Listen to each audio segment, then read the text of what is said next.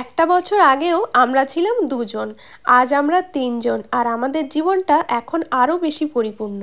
Hi everyone, সবাই কেমন আছেন? আমার নতুন একটা ব্লগে সবাইকে স্বাগত।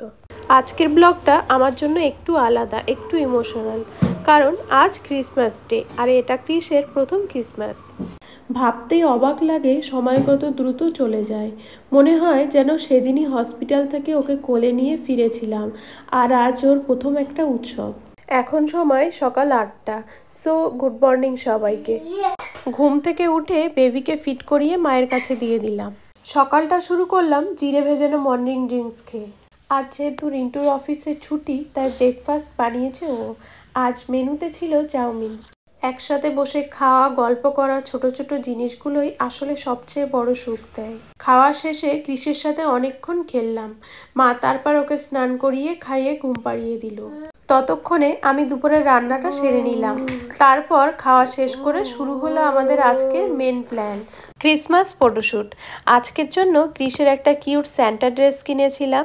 ছোট টুপি, লাল জামা আর ওর মিষ্টি মুখটা দেখে মনটা ভরে যাচ্ছিল।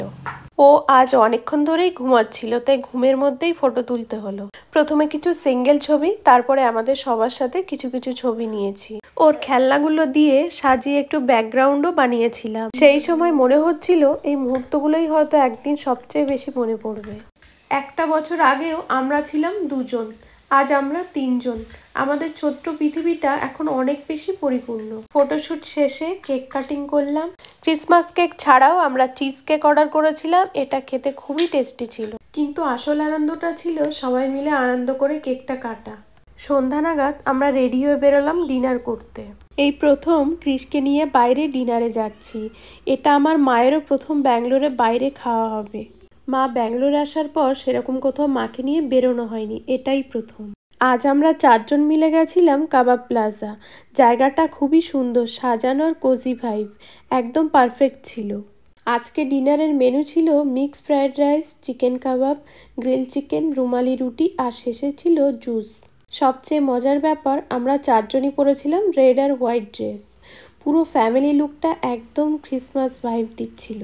আর আজ বাইরে অনেক মানুষই রেড অ্যান্ড হোয়াইট কম্বিনেশনের ড্রেস পরেই বাইরে বেরিয়েছিল।